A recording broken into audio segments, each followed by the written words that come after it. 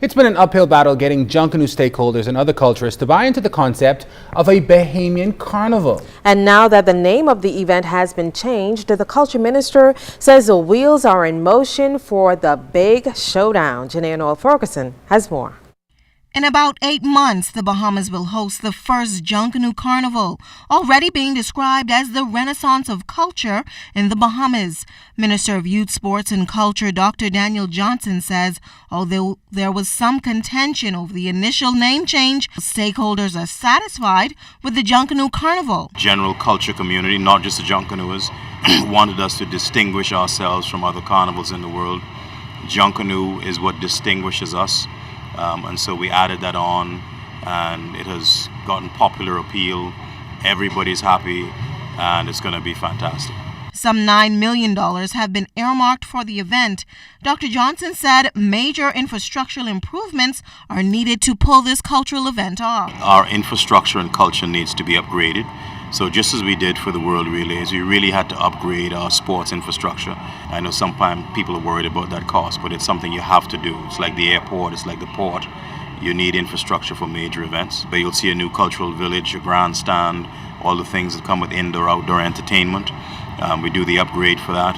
And then just a few $1 million for the events in terms of staging, production. Now, Minister Johnson said that major campaigns for Junkanoo Carnival will be launched beginning next month in cities all around the world to drum up interest for what is expected to be an annual event. From Florida is going to launch in a few weeks. Atlanta is going to launch next month. New York is going to launch in November. London is going to launch in December. And so you see now the international branding of this coming home to the Bahamas. And you'll see next month the relaunch of Bahamian culture. Johnson says it's estimated that the event will mean significant financial gain for Bahamians. Instead of people just spending, what I think now the average spend is just over around $20 or so, from cruise ship passengers. You're looking at people who participate in Junkanoo Carnival now will really spend $400 or $500 to participate, and probably a few $1,000s being here for a few days. Junkanoo Carnival is slated for May 7th, 2015. Janae Ferguson, ZNS Network News.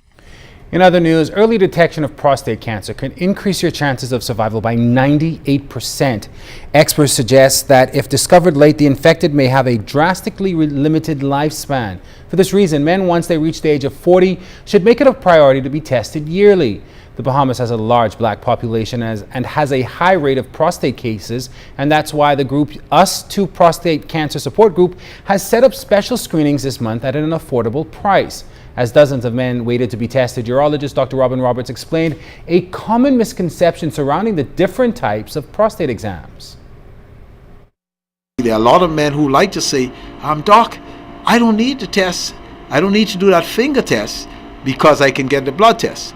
Well, equally I said it is not an accurate test because there are times when, even when the cancer is there and it's full blown, in 15% of the cases, the blood test for the prostate might be normal.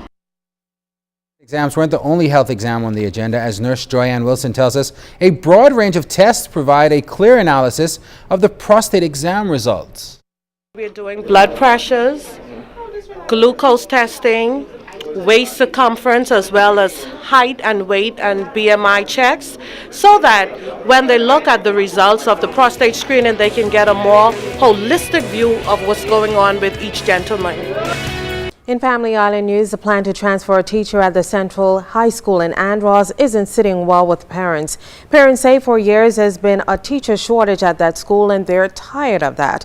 Meantime, Education Officer Harcourt Davis explained why the teacher was transferred.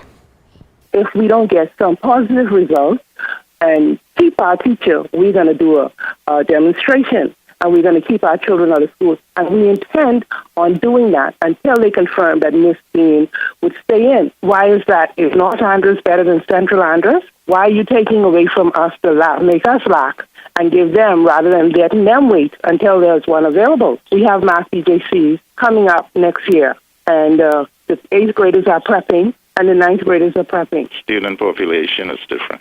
You see, we only have about 200 students at Central, we have approximately 400 at North.